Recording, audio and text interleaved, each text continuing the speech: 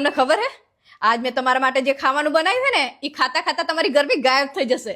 એવું તો તે શું ખાવાનું બનાવ્યું? નવરત્ન તેલા ભજીયા.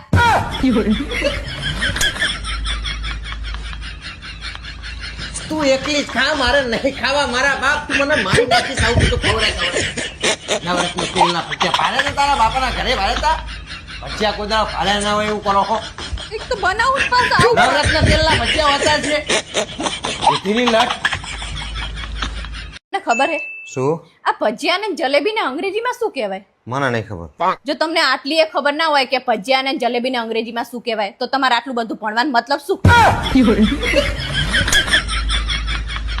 મારા બાપ, હું આમ ઉપર જઈને બેઠું, શાંતિ બેહવાય નહીં.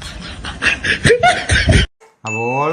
આ સરકાર જે હેલ્મેટ નહીં પહેરતા હા. એમને 250 રૂપિયાનો દંડ કરે છે. હા. એના કરતા જે હેલ્મેટ પહેરે ને એને 100 રૂપિયાનું ઇનામ આપે તો બધા હેલ્મેટ પહેરતા ના થઈ જાય? તો હાચી વાત આ પહેલી વાત. આ પહેલી વાત છે દુનિયાની સૌથી શ્રેષ્ઠ વાત કરી. જોરદાર. અને આ ગુજરાત સરકારે વિચારવા જેવું છે. બોલ. આ પ્રેમ અને રોમાંસમાં શું ફરક હોય? હવે એ તો જેના નસીબમાં હોય એને ખબર પડે કે પ્રેમમાં રોમાન્સમાં શું ફરક હોય. અહીં તો કાયમ દુઃખ જ ભારે ઉતારી હંગાત લગન કરી. પ્રેમ અને રોમાન્સમાં શું ફરક? કોક દાડો હાલો તો ખબર પડે ને. નકરા ઘરના કામ કરાવરાયા મારી જોડે.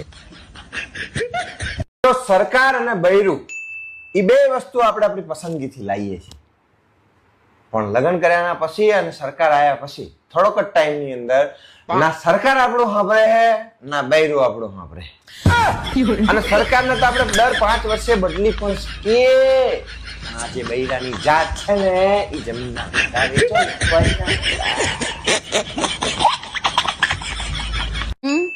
એવી કઈ વસ્તુ છે જે છોકરીઓ પાસે નથી હોતી પણ એને એવી વસ્તુ ખાવી બહુ પસંદ હોય? એવી કઈ વસ્તુ છે વરી? હજી એક હિન્ટ આપું.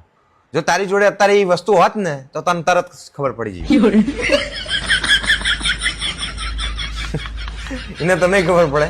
જો મિત્રો તમને ખબર હોય ને તો કોમેન્ટ બોક્સમાં જરૂરથી લખજો. હા. જાણે બહુ તડકો પડે ત્યાં બધું પાણી સુકાઈ જાય કે નહીં? હા. તો પછી આપણે તડકામાં જઈએ ત્યાં આપણને પરસ્યો ચમ ભરે. એ હુકાઈ જવો જો કે નહીં? હા બોલ. આપણે આ સિક્યુરિટી ગાર્ડને શું કહીને બોલાવીએ? વોચમેન. તો પછી આપણે આ ઘડિયાળ વેચવાવાળાને શું કહેવાય? મારા બાપ, મને નહીં ખબર. શું કરવા લોહી પીવે તું મારું? તો મને નથી ખબર એટલે મેં તમને પૂછ્યું. શું કર મને પૂછ કર તું બધું કોકને ઝાલ લઈ આવ. તું કોકની મગજમારી કર. તમે ક્યારે વિચાર્યું હે શું કે તમને કાળી મેસ જેવી વહુ મળી હોત તો? હવે કાળી હોય ધોળી હોય ઝેર તો ઝેર જ રહે હંમેશા.